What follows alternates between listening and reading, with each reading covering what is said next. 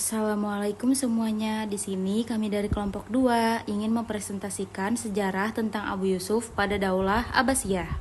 Inilah kami dari kelompok 2 yang beranggotakan Indira, Anissa, Nadia, Maulida, dan Zafira. Biodata Abu Yusuf. Abu Yusuf, nama lengkapnya Yakub bin Ibrahim Al-Kindi, lahir sekitar tahun 731 Masehi di Kufa, Irak. Ia adalah seorang cendekiawan dan murid Imam Abu Hanifah, dikenal sebagai salah satu tokoh terkemuka dalam mazhab Hanafi.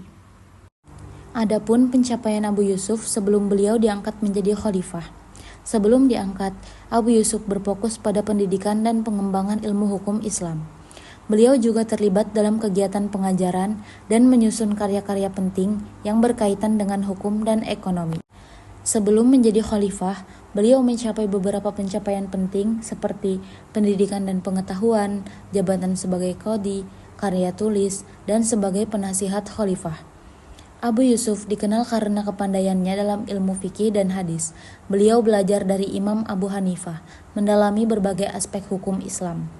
Beliau juga diangkat sebagai qadhi atau hakim di berbagai kota, di mana beliau menerapkan prinsip-prinsip hukum Islam dan mengembangkan sistem peradilan. Abu Yusuf diangkat sebagai hakim agung oleh Khalifah Harun al-Rasyid pada tahun 786 Masehi. Jabatan ini memberinya wewenang untuk menunjuk dan memberhentikan hakim di seluruh wilayah kekuasaan Abbasiyah. Abu Yusuf juga menulis berbagai karya, termasuk kitab Al-Kharaj yang membahas pajak dan ekonomi dalam konteks Islam. Karyanya ini memberikan dasar bagi kebijakan ekonomi khalifah. Perjalanan beliau untuk mendapatkan kitab Al-Kharaj mencerminkan dedikasi dan usaha keras dalam menuntut ilmu. Setelah menjadi pengikut Imam Abu Hanifah, Abu Yusuf melakukan perjalanan ke berbagai daerah untuk mendalami ilmu fikih dan ekonomi. Dalam pencariannya, beliau berusaha mengumpulkan berbagai sumber pengetahuan, termasuk kitab Al-Kharaj yang ditulis oleh Abu Hanifah, yang membahas masalah perpajakan dan keuangan negara. Selama perjalanan ini, Abu Yusuf berdiskusi dengan banyak ulama dan berinteraksi dengan masyarakat untuk memahami aplikasi hukum dalam kehidupan sehari-hari. Usahanya ini tidak hanya memperkaya pengetahuannya, tetapi juga berkontribusi dalam pengembangan sistem hukum Islam. Akhirnya, kontribusi Abu Yusuf dalam menulis dan menyebarkan pemikiran Abu Hanifah sangat berpengaruh dalam pengembangan mazhab Hanafi dan hukum Islam secara umum. Beliau juga diangkat sebagai penasihat dan menjadi salah satu orang yang berpengaruh dalam pengambilan keputusan politik dan hukum, terutama pada masa Khalifah Harun al-Rasyid. Abu Yusuf adalah orang pertama yang memperkenalkan konsep perpajakan di dalam karyanya Al-Kharaj. Kitab ini ditulis atas permintaan Khalifah Harun al-Rasyid ketika beliau ingin mengatur sistem Baitul Mal, sumber pendapatan negara seperti Al-Kharaj, Al-Usr, dan Al-Jizyah. Demikian pula cara pendistribusian harta-harta tersebut dan cara menghindari manipulasi, kezaliman. Bahkan juga bagaimana mewujudkan harta-harta tersebut untuk kepentingan penguasa.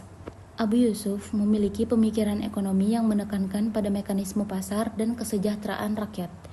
Beliau berpendapat bahwa pajak hanya dibebankan pada harta yang melebihi kebutuhan rakyat dan dibebankan berdasarkan kerelaan rakyat. Dari pemikiran Abu Yusuf yang termuat dalam kitab Al-Kharaj dapat disimpulkan meliputi beberapa bidang sebagai berikut. Yang pertama, tentang pemerintahan. Beliau mengemukakan bahwa seorang penguasa bukanlah seorang raja yang dapat berbuat secara diktator. Ia adalah seorang khalifah yang mewakili Tuhan di bumi ini untuk melaksanakan perintahnya. Yang kedua, tentang keuangan. Beliau menyatakan bahwa uang negara bukan milik khalifah dan sultan, tetapi amanat Allah Subhanahu wa Ta'ala, dan rakyatnya yang harus dijaga dengan penuh tanggung jawab. Yang ketiga, ada pertahanan.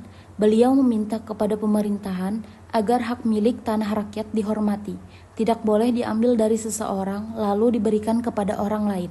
Yang keempat, tentang perpajakan. Beliau berpendapat bahwa pajak hanya ditetapkan pada harta yang melebihi kebutuhan rakyat yang ditetapkan berdasarkan kerelaan mereka.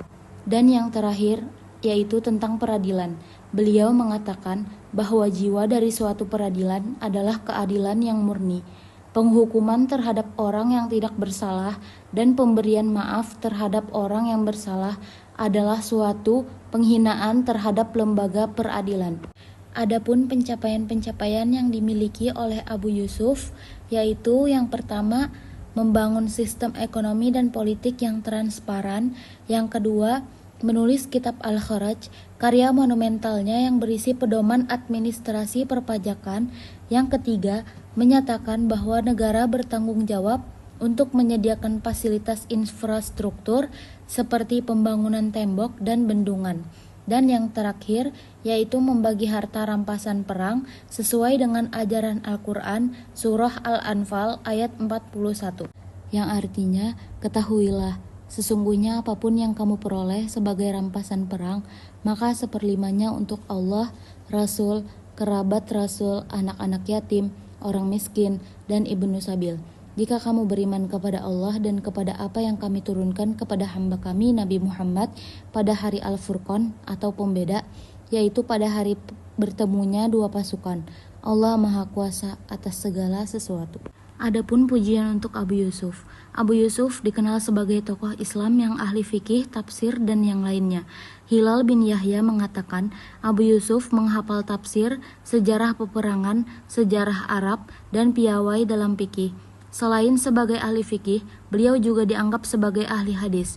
Yahya bin Ma'in mengatakan, saya belum pernah melihat ashabur ra'i yang lebih kuat dan lebih sahih dalam masalah hadis yang melebihi Abu Yusuf.